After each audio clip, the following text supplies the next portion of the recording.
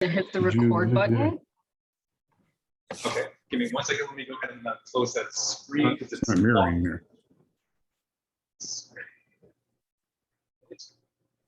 Okay, well, do you want to get started? Sure. Hi, everyone. I'm Krista. I'm an adult services librarian at the Lake Forest Library.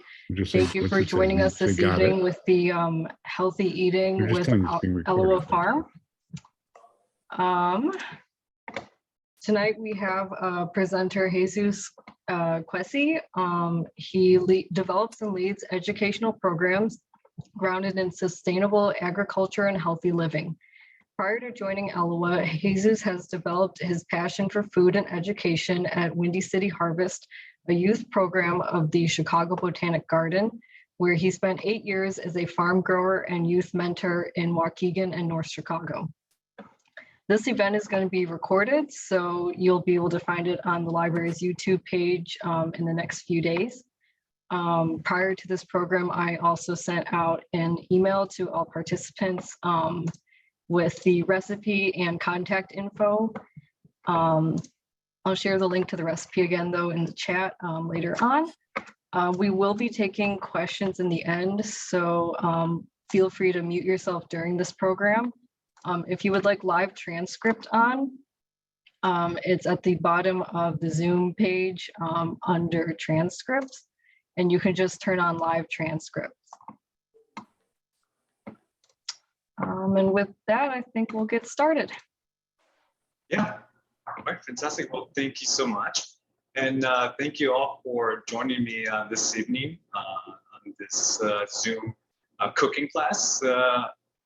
My name is Jesus, as already mentioned. I am the garden educator at Elawa Farm Foundation, and I started with Elawa just a little over a year ago. I was hired on as a contractor initially to spearhead a food access program that we initiated, we implemented as a result of the pandemic. We collaborated with Belluru Catering located in Highland Park, and we were able to source a bunch of produce from local farmers and then redistribute them to families disproportionately affected by the pandemic.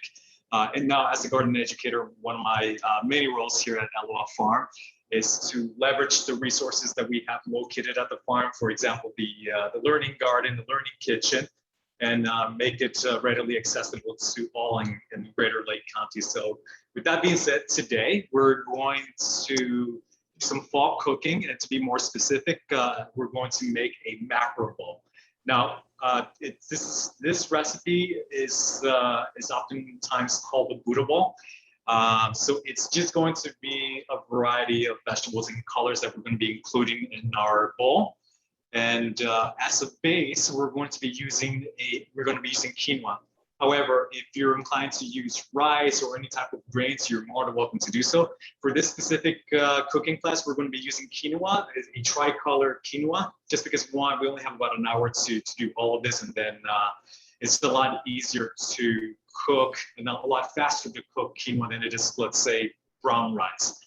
So with that being said, you may have your recipe, the recipe that we sent you already. I want to go over one more time to just go over the ingredients that we're going to be using today. So to start with, we have red Russian kale.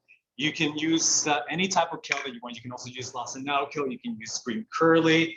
In this case, I was able to harvest what was left already in the learning garden, some red Russian kale. We have, we're going to be using an orange bell pepper. Now in the recipe, I mentioned that it's great to use avocado. Unfortunately, the avocados that were at the store this morning were all not ripe. So I do recommend that you purchase avocados way ahead of time, just so when you're ready to use them, they're ripe. But it doesn't matter, we'll use an orange bell pepper. We're gonna use a red onion. As I mentioned, we have red, it's a tricolor red and black quinoa. We have Brussels sprouts, which is what's in season today. And then we have butternut squash. One of my favorite crops is typically a winter squash. Butternut is the most commonly squash found in stores. However, I also have some other squashes that we still have from what we harvested last week. We have a buttercup squash and an acorn squash. My favorite kind of squash is the potted maroon, which is a red, it looks like a miniature pumpkin. But today we're going to be using the butternut squash. Some herbs, we have thyme and rosemary. We have your other basics such as salt, pepper, olive oil. I also mentioned in the recipe that adding a healthy protein is an option. So if you're a vegetarian or if you just want this to be a plant-based recipe, just don't add a protein. I do, however, have chicken here. What I'm going to be cooking today, I'm going to take home to my wife, and she requested chicken, so that's what I'm going to be using today. Olive oil, if I haven't mentioned that already, and then some supplies such as a strainer, some bowls here. I also have gloves because I'm going to massage the kale, and just to make sure that the olive oil, the salt, and pepper are mixing well together with the veggies that we're going to be roasting later on. So let's get started. So I think that what I want to work on first is the veggies that we're going to be roasting today. So let me get this out of the way, and let me show you the easiest way to cut and peel a butternut squash. This is notoriously known for being very difficult to cut and peel. There are a couple of tricks that I can share with you that would facilitate this process. One, first and foremost, make sure that your knife is sharpened. Even if you sharpened it recently, just sharpen it one more time before you get started with cutting the butternut squash. And then we're also going to be using a wide peeler, such as this one, to peel. There are several ways of peeling a butternut squash. I've heard people also use the fork to kind of like prick the butternut squash and then microwave it. I don't have a microwave, and even if I had a microwave, I typically stray away from using a microwave. So what you want to do is kind of like put some elbow grease and set it aside. Oh, again, so I grabbed the bowl to place my kitchen scraps, so make sure to have one. We do compost here at Elawa. And then just to make this easier, we're going to cut this one more time, just like this. There we go. And then we'll set this aside for now. And then you're going to grab your peeler and start peeling. Again, you want to make sure that your peeler is also, there's no way to sharpen it, right? But just make sure that the peeler that you use is also sharp. And see, I'm probably going to go over it one more time to get most of it.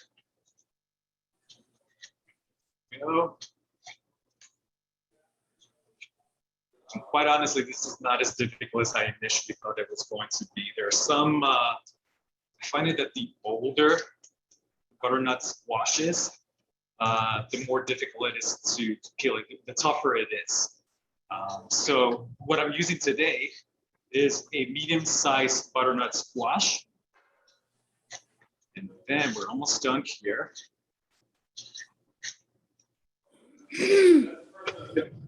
Another thing that I like to do, or I like to tell my students, I typically teach the youth here at Elawa Farm Foundation, and it drives me crazy sometimes when workstations get kind of messy. So I oftentimes tell my students to try to keep your station clean. It just makes it a lot easier with cleanup and just making sure that everything's organized. So there you go. Hope everyone can see that. I'm gonna get a bit closer. So that's what it looks like now. And we'll leave it as is. What we're going to do now is cut it in half again. There we go. And then, set this up here for now. We'll cut it halfway what I like to do here is do quarters. You want your cubes to be at least an inch. You want the cubes to be an inch. So I put them in quarters and then I cut them across again. Go. That's one. And then all the cut veggies I'm going to set aside here into this bowl. I'm also going to cut this one.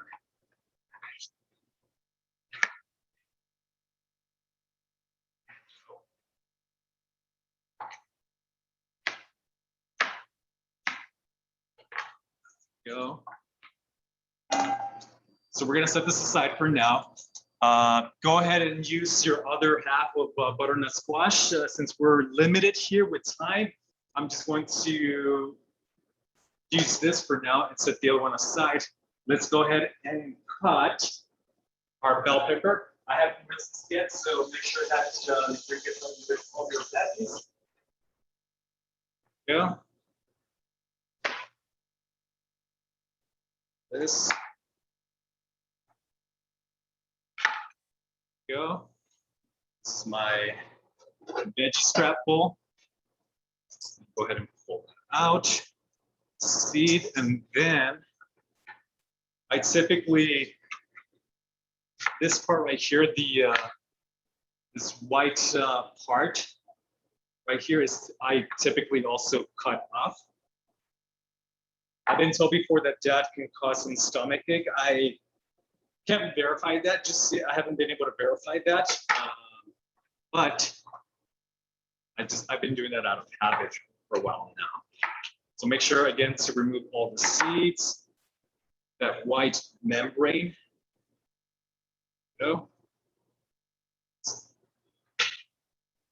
And then I'm cutting them. Let's move this so you can take a look. This is I'm cutting them into slices. About this big. This is about a quarter of an inch. Yeah. So you may be asking to yourself, why am I here today as opposed to the resident chef, given a cooking demonstration? So as Krista mentioned, I worked for the Chicago Botanic Garden for about 10 years. I started off as a student, a farm student, where I got to learn everything from practical horticultural skills to business skills, selling the produce that we grew back to the community. I did that for about 10 years. I enjoyed it so much that I worked my way up as a farm grower. So for about 3 years, I worked as a farm manager. And then after about 10 years, when I felt that it was time for me to move on and to search for other opportunities, that's when I had the opportunity to join the Peace Corps. So in 2017, I was accepted to volunteer as a food security advisor in the Peace Corps. So I spent 3 years of my life in Madagascar, where I got to do a lot of cooking. And long story short, one of the things that I've come to realize over the last 10, 15 years, ever since I started this career, is that one of the best ways to recognize the humanity in someone is by sharing a meal or food with someone. So that was, I think, my long answer to why I'm here today. So I hope that I get the chance to also share this enthusiasm that I have for food, especially healthy eating. I think that especially nowadays, in these very tumultuous and uncertain times, I think a lot of us have realized the importance of eating healthy, right? So what I'm doing now is I'm cutting the Brussels sprouts that we have here in half. These are pretty big, so that's why I'm cutting them in half. However, if they're quite small, let's say the size of your thumb, this one's almost like the size of my thumb, I wouldn't bother cutting them. But for the ones that are quite big, go ahead and cut them. So I think that what I'm going to do is for half of them, cut them in half, and then the other half, the smaller ones, leave as is. So there you go. So far we have our butternut squash. We have our Brussels sprouts here. Just out of curiosity, do we have any gardeners here? Any vegetable gardeners? Yes. Yeah, only What? basic, Mind my asking? Pardon? only basic stuff like tomatoes and herbs Okay. and that type of thing. Okay. What? So with the tomatoes, I've heard some farmers say that they had a great year. Especially there was a farmer over at Stockton, Illinois, that we recently visited. We got to tour his garlic farm. He had a great tomato year. However, our farm manager here told us otherwise, that she unfortunately did not have a very productive yield this year. What was did you have much luck with your? We haven't had much luck in the last couple of years. Yeah. The potted ones did very well, but the ones in the ground, not so much. Interesting. What varieties did you grow? I have Black Creme and I have Mr. Stripey and a Brandy. Mr. Stripey. Yeah, I love Mr. Stripey. Brandy wine, and then of course assorted grape and cherry tomatoes. Okay. I've never heard of Mr. Stripey. I've heard of green zebra stripe. It's yellow. It's yellow with red streaks through it, or pink streaks through it. Very pretty. Nice. Good for Gotcha. salads. Okay. All right. Great. So just to let you know here's what I'm doing now. I am adding some chicken broth. So for this recipe, you can use any type of broth. You can use a vegetable broth if you wish, or you can use chicken like what I'm doing here. This is the chicken broth that the resident chef makes on a weekly basis. So I'm going to heat this up a little bit. This is I have about a cup and a half of chicken broth there. And that's what I'm going to use for the quinoa. So now that we have our vegetables cut here, the Brussels sprouts, the butternut squash, we also have our bell peppers, or sliced bell peppers. What I'm going to do now, so I've already preheated the oven to 400 degrees, which is right there. What I like to do is I like to massage the, you can massage, or you can just drizzle, quite honestly, olive oil to, I'm having a hard time with this glove right here. You can just drizzle, or you can massage, especially with the kale. That's when I would massage the kale. But for the roasted veggies that we're going to roast in a bit, I typically like to massage a bit. So olive oil, a little bit of salt, which I just added. We're also going to add some pepper to this.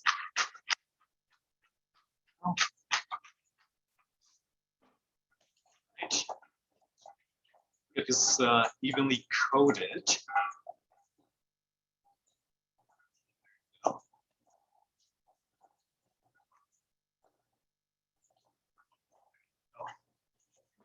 That on this sheet pan. So really got the wrong sized gloves here. Go. So we have that. Now, what I'm going to do is we're gonna set this in the oven for about 30 minutes.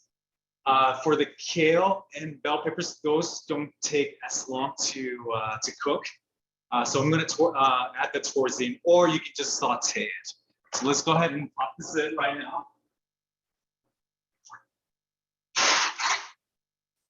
Go.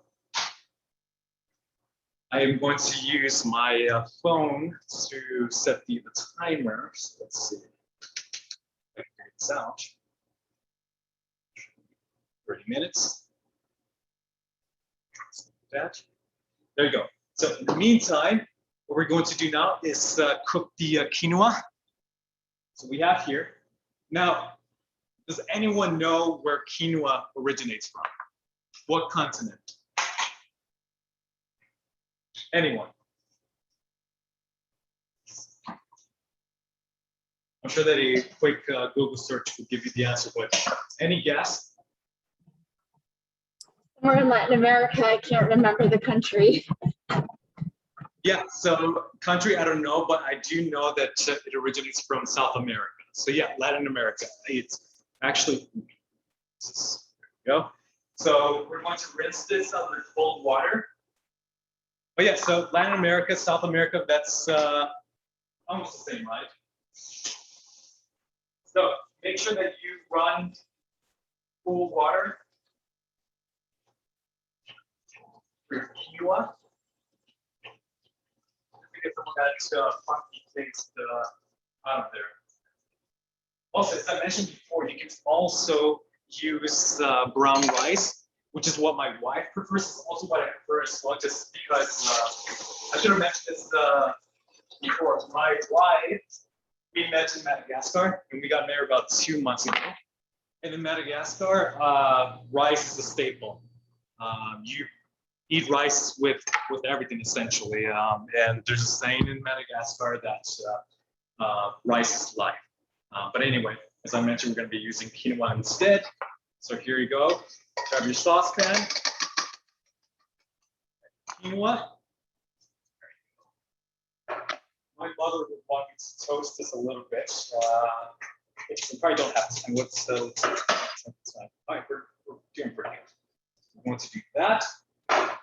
Toast it a little bit with rice. My mom, what she typically likes to do, she likes to grate onions, and then she caramelizes it a little bit before adding the rice. And this is with so like, yeah. That's also another thing that I like to share with you. Another tip is.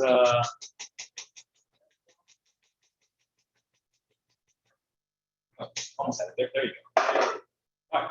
So another tip is go ahead and warm up your whatever broth, or even if you're using water, go ahead and bring it to a rolling boil.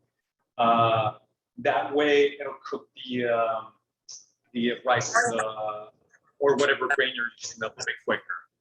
Can everyone hear me still? Yep. Thumbs up. Yep. Fantastic. So. As I've mentioned, I'm using chicken broth, which I have here already. It's pretty warm. So we'll add this to this saucepan. You want to add about a cup and a half to, and I use 2 cups, excuse me, a cup and a half of quinoa. And looks like the chicken broth was just enough. What we're going to do is just leave that there for a while now. And then what I'm going to work on now is the kale. So we're going to set this aside. Bring this over here.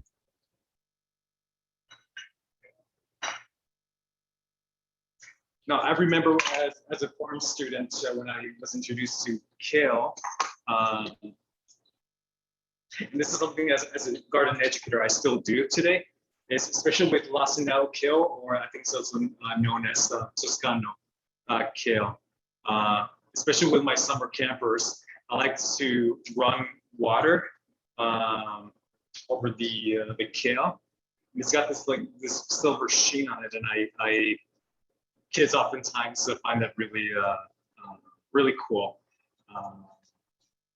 But yeah, it's something that's also something that when I discovered kale,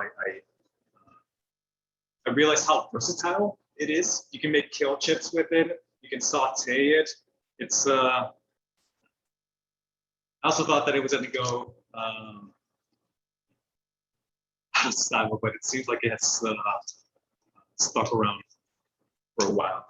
So what I'm doing now. So another thing that I should have mentioned before is that with kale, if you've never cooked with kale before, one of the ways to prepare it is that we grab when you have a leaf, kale leaf, you destem it, which means essentially that you remove the leaves, and then you either You compost the stem.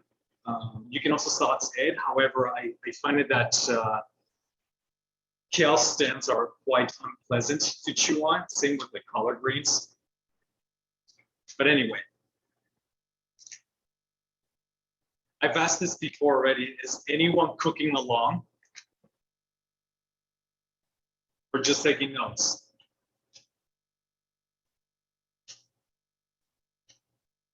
I think it sounds like maybe most of us are just taking notes. Nothing important to cooking. Have a drink with you. I have a sparkling drink here with me. Since I'm still on the clock, I cannot have a beer or wine, but I do encourage you to make this a little bit more fun. Grab yourself some bubbly or a good beer. So let's continue with this. There you go. And then I'm making sure that the leaves that I have here are bite size. So this is about that size. Hope you can see it. There you go. This is bite size. So that's pretty good right there. Actually, let's put it back in here. Rinse it one more time. We're doing okay. It's crackling. Let's go ahead and rinse this as well.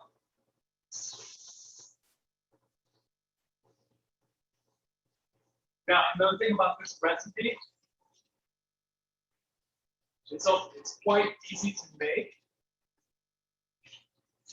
and it's also very versatile. You can also make a summer macro bowl. You will use ingredients that is in season, like tomatoes. Cucumbers is another great ingredient to use during summer season. Let's see what else. What else have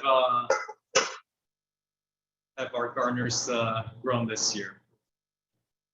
I heard someone say. So someone mentioned the tomatoes. What else have we grown this year? Well, herbs like basil, which was good for pesto. We also had apples, but we sold that house, so no longer. That's kind of sad. Oh, nice.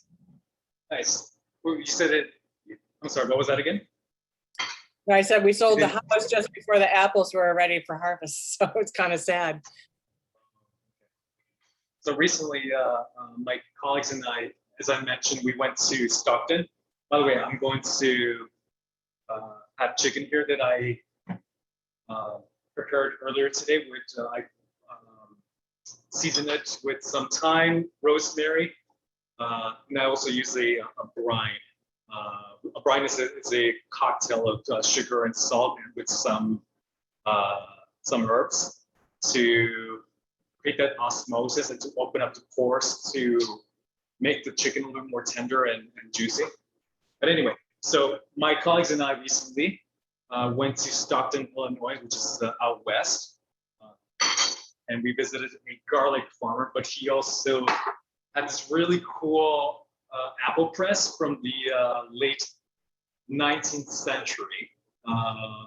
It was really cool to see that. It didn't look again, this press is from the late 19th century, so it wasn't in great shape, but it still worked. So we all got to take some cider home. So go ahead and make sure to stir your quinoa. The stock has mostly, there's still some left, but I think that I'm going to add a little bit more stock. Add some in here with me to kind of try it and see how much is left. Okay. It does need a little bit more stock. So what we're going to do is add a little bit more.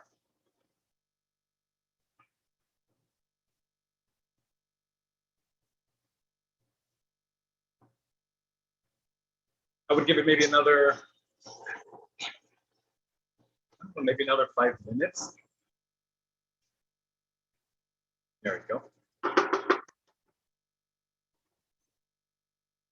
Chicken is doing pretty good.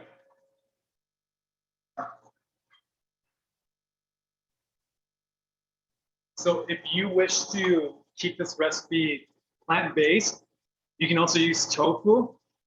I like my tofu very firm, so, and then I also season it with paprika. Instead of using salt, I was once taught to use soy sauce, so that's a good option.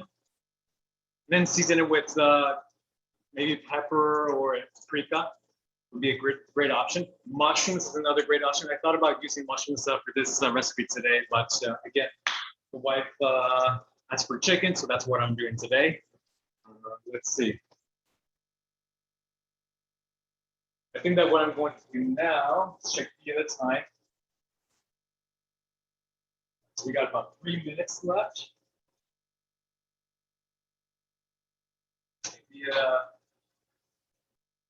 The Brussels sprouts and butternut squash, so we need a little bit more time. So in the meantime, I'm just going to clean up a little bit. And has anyone been to Elawa before? Yes, we've been there a few times. Okay.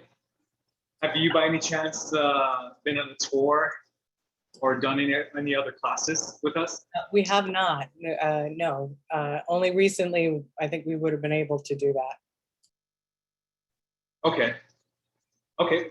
So if for those of you who have not been to Elawa, Elawa Farm was built in 1917 for the A. Watson and Armour family. So again, this was built in 1917. So we recently celebrated its centennial. And so if the name Armour sounds familiar, that is because the family owned Armour and Company, which at the turn of the century was the largest meat packing company in the world. And the individual who was instrumental behind the Union Stockyards, who revolutionized the packing assembly line, was Philip Danforth Armour. So Philip Danforth Armour was a New Yorker and was a frugal man. He was once asked by an interviewer what part of the pig he used for his business. He replied, "We use everything but the squeal." And very much true to his word, he used every single part of the pig for his business. He created a byproduct business out of that. Now, can anyone guess what those 3 byproducts were? Okay, I'll give you a clue. So actually, before I do that, let me go ahead and turn that chicken. That's looking pretty good. Let me go ahead and show you what the chicken looks like. Yeah. Beautiful. So can anyone guess what those 3 byproduct items were? So I'll give you hints. Turn this to low heat. So one of them you use to adhere product like paper together. You use it a lot in school. Glue? Glue. There you go. There's one. Gold star for you, sir. Now the second item, you use it to wash your hands. Soap? Soap. Again, there you go. Another gold star. And then last but not least, what was the other one? So gardeners, you use this to feed the soil. Fertilizer? Fertilizer. There you go. Have you been to one of my tours recently? No, unfortunately, no. By the way, I'm gonna add just a little bit more broth to my chicken. Excuse me, not my chicken, my quinoa. Chicken doesn't need more chicken broth, right? And then I think we'll be done with the quinoa. So yes, so that's what. And then here's another fun fact: the soap company Dial is a spin-off of the Armor and Company byproduct business. So very interesting history here. As I mentioned before, I've only been here since I started last year, but then I became a permanent employee in February. And this place is quite fascinating. I might be biased, but it doesn't mean that I'm wrong, right? But anyway, next year, when we start our summer programming again, we'll be offering free farm tours, which is led by yours truly. So keep an eye on that. If you don't receive our newsletter, I do encourage you to sign up. I promise it is not intrusive. And that's a great way to stay up to date with what we're doing at Elawa Farm Foundation. Anyway, so my chicken is doing pretty good. It's in low heat now. My quinoa is about done. So I think that I'm going to lower this a little bit more. There you go. Leave that there. Let's go ahead and check on the veggies. It look pretty good. I didn't want to check it though. And you'll know a little tip, I think it needs a little bit more time. So usually in 30 minutes, sometimes a little bit more. So it's required to completely roast your veggies. So in the meantime, I think what I'm going to do is our onion, right? So we're going to cut our onion. Where is my one right here? There.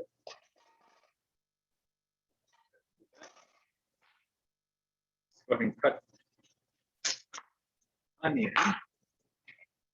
Does anyone know the difference between, in taste, the difference between a red onion and a yellow or white onion? I understand it's sweeter. Sweeter. I don't know if I can tell that much myself, but I know I like that Is it- better than others. Yeah, absolutely. It is definitely sweeter. I like to use red onion.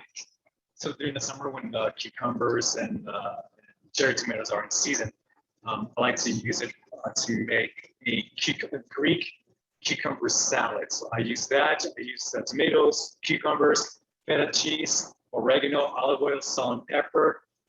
My God, Fantastic. amazing. It is fantastic, yeah. With toasted bread. So what I'm doing now is I'm just cutting the onions into slices. And that's about half an inch right there. And we'll just leave it like that. Let's go ahead and use this plate. Yeah. What's everyone eating nowadays? What's been your go-to recipe, especially this fall?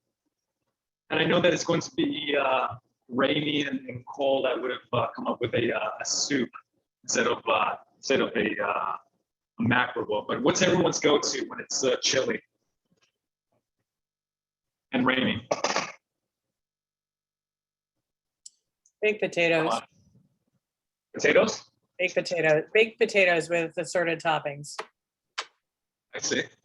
Okay. What are the spices that you use for your potatoes? Sometimes I'll just have them with salsa on top, just a baked potato with salsa. I also like the summer, if anybody's ever tried it, Ina Garten's Summer Garden tomato sauce is absolutely fantastic on top of a potato. So it's just tons of cherry tomatoes with garlic and basil and etc. But it's fantastic on a baked potato. Okay. It's like a I'll raw. have to try that today.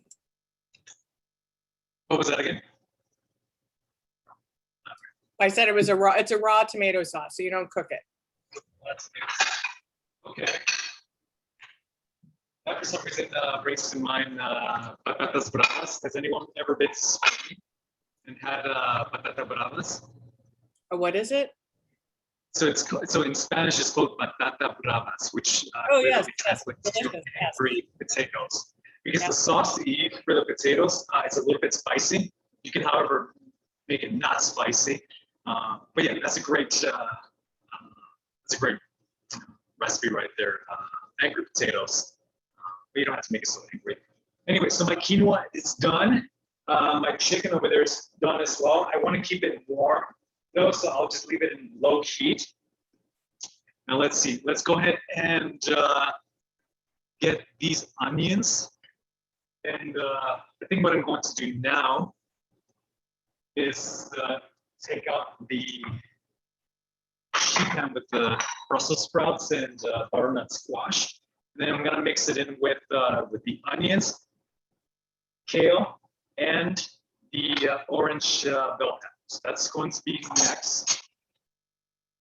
We're doing good on time. Okay. I'm gonna take this out.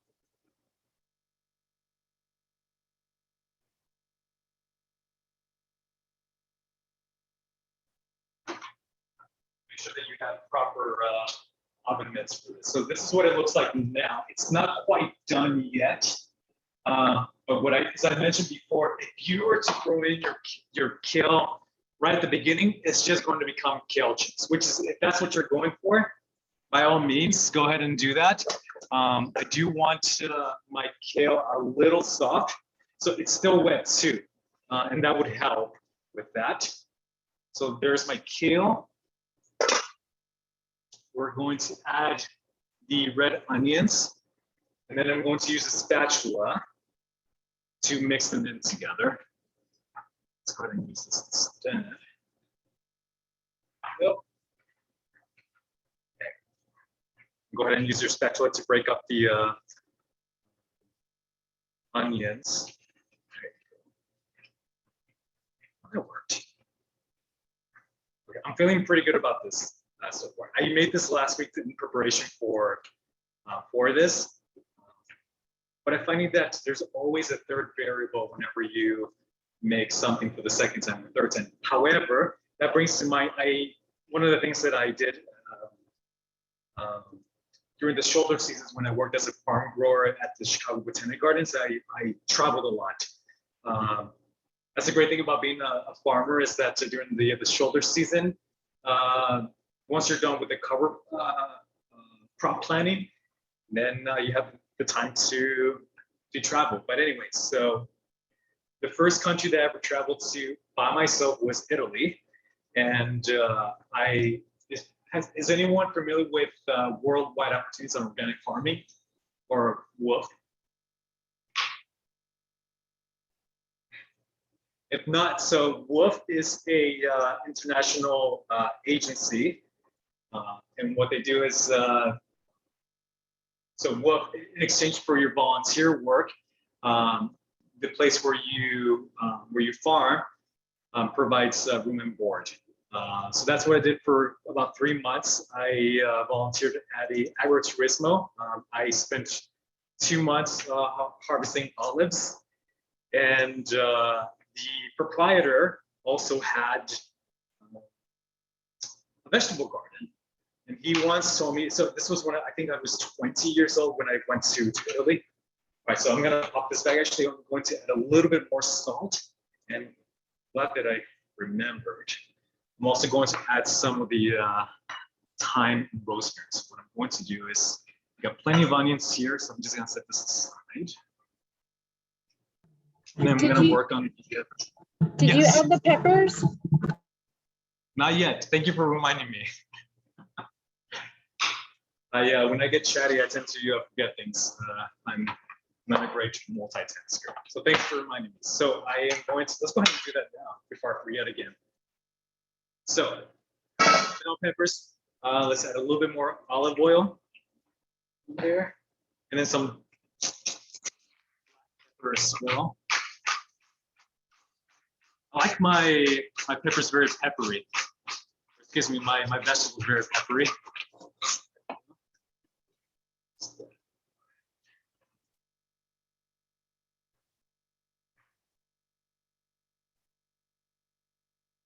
All right, so let me show you what it looks like now. Can everyone see that?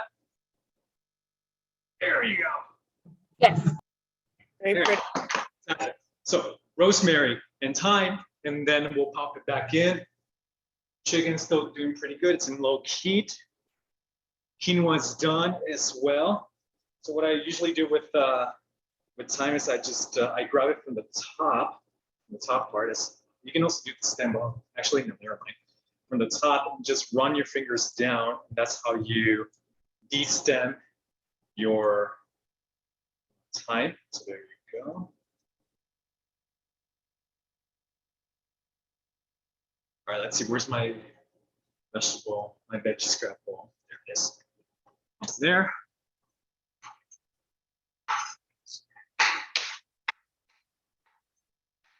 So the leaves are quite small. Make sure that you remove all the stems. Okay, fantastic. Then same with your rosemary. So grab it from the top and just run your fingers down. And there you go. All right. I'm running low on time, so I think what I'm going to do is just quickly. There you go.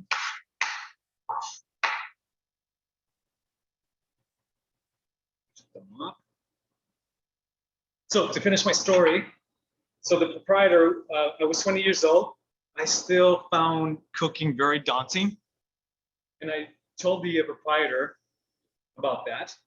And he told me,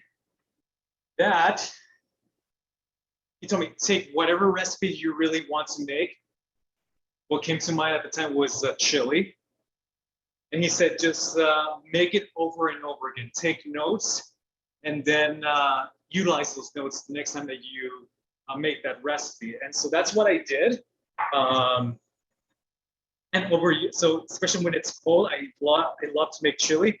I know that chili is not a healthy recipe, but on those days when you want to splurge and just eat something really good like a chili, go ahead and do that for yourself. One of the things that I like to do with my chili is that I like to use beer.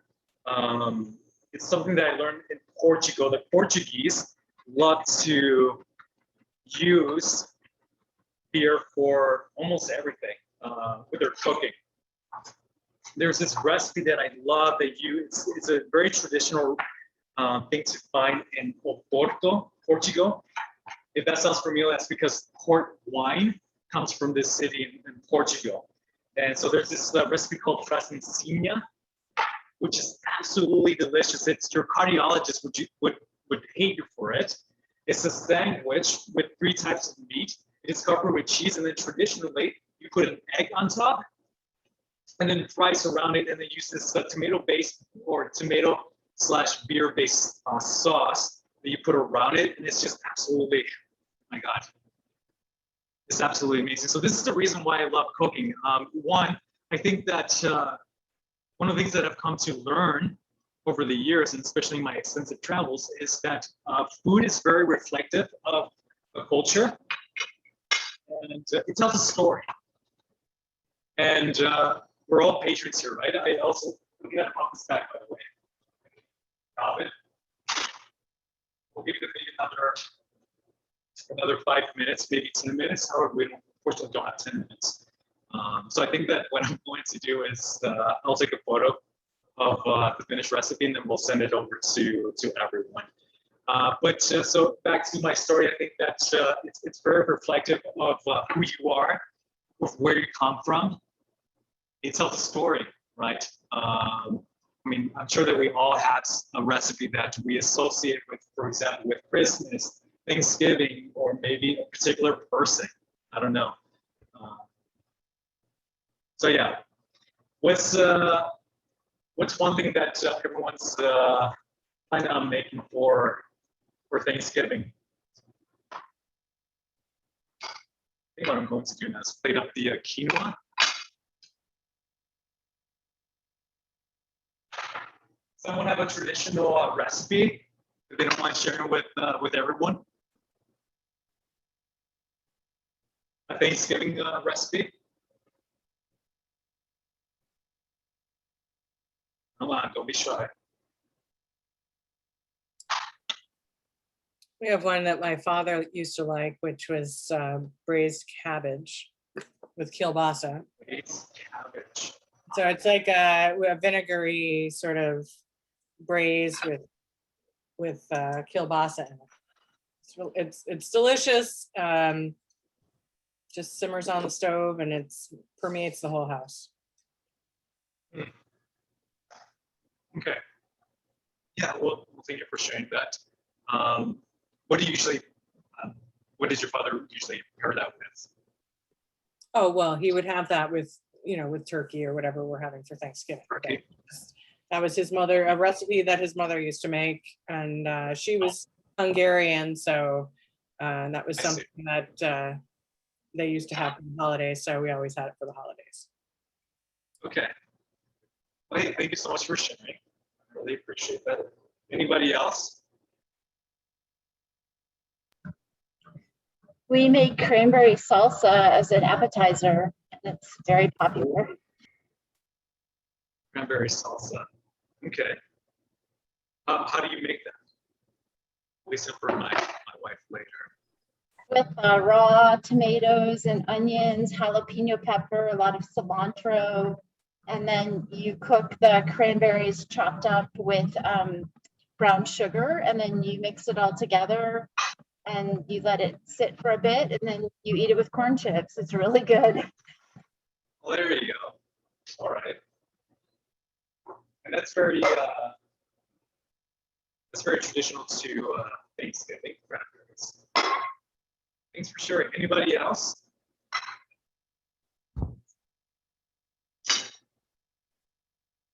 In the meantime, let me go ahead and check those veggies. Starting to look pretty good. I definitely didn't time that well in about 8 minutes. And I want to make sure that I honor everyone's time, but we'll still plate it up. We'll show you what it looks like. Although I think that does need maybe another 10 minutes.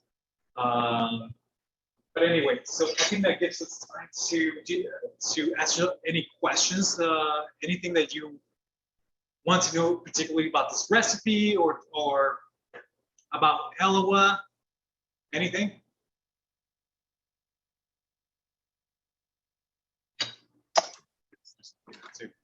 With the macro food bowls, is there a certain different kinds of food groups that go into this, like main categories? Right. That's a great question. So you might be familiar now with the new food pyramid, which is not a pyramid anymore. It's a my plate, right? Which I know that there are 4 categories, including dairy.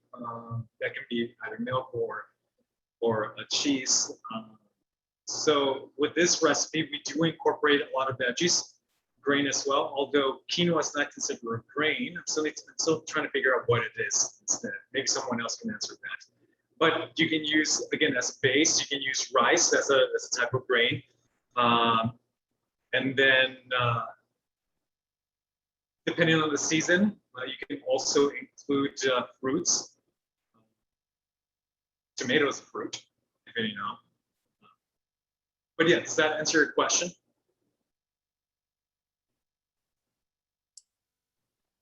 I hope so. That answers the question. Anybody else? You mentioned that there were classes and tours available. Where do we find those on the website?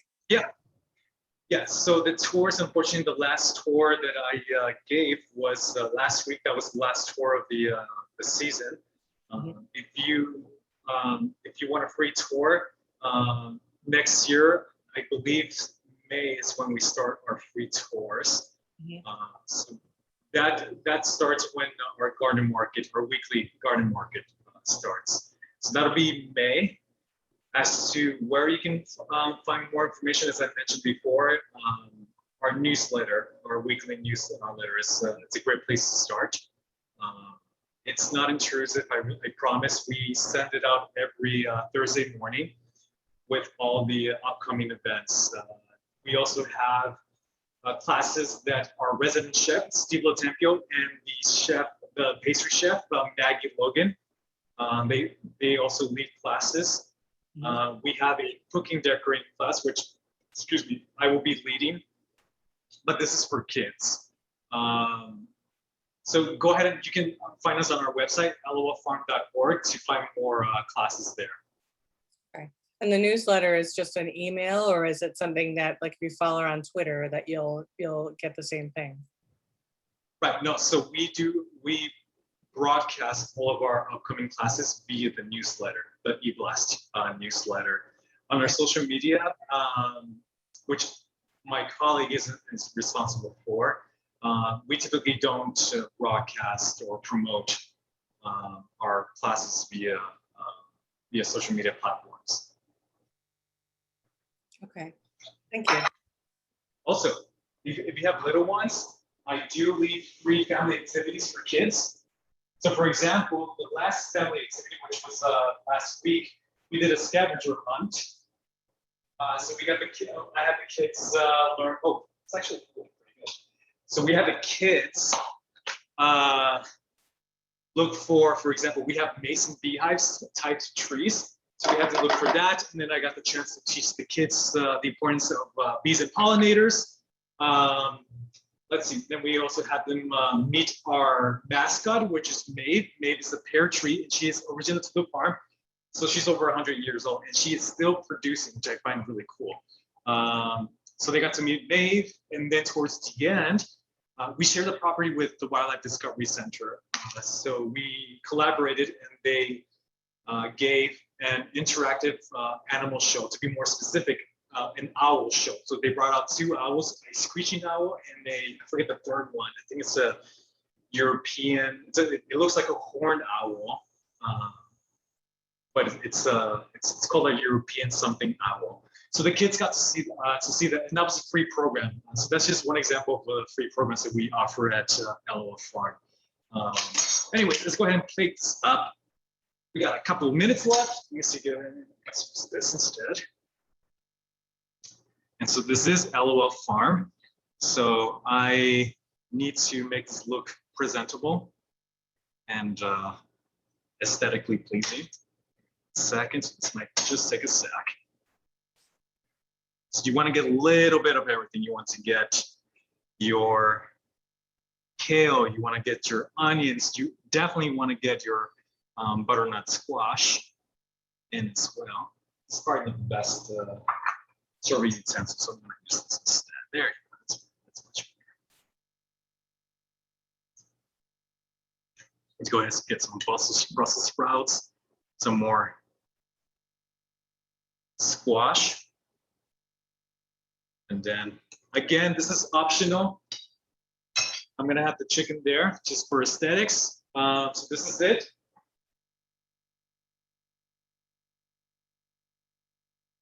I'm sure that a high quality, high res photo would make it look more appealing, but this is it.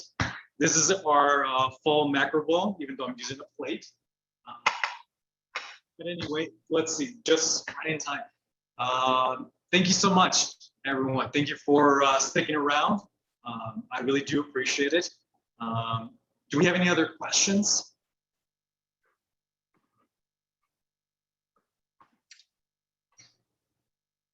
Thank you very much. This was Thank great. you very much. This is Appreciate very it. nice. Thank you. Yeah, thank you so much. One last thing, if you really like this this cooking demo, please let Lake Forest Library know. Again, my name is Jesus, so go ahead and give me a rave review. If you, for some reason, didn't like the recipe and you're just hell-bent on giving me a bad review, my name is Steve Lotempio, and that's it. Thank you, Jesus. We do welcome your feedback. If you go on our website under visit and events, there is an option to share feedback after program. So please go ahead and fill that out and let us know like what you're interested in the future. This event will be recorded and we'll send you the link in the next few days.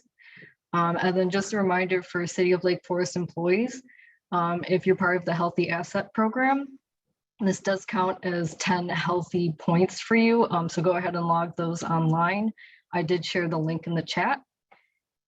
We do have a couple of upcoming programs that are that might be of interest to you, including the author talk with Chris Bojalian on October 27th.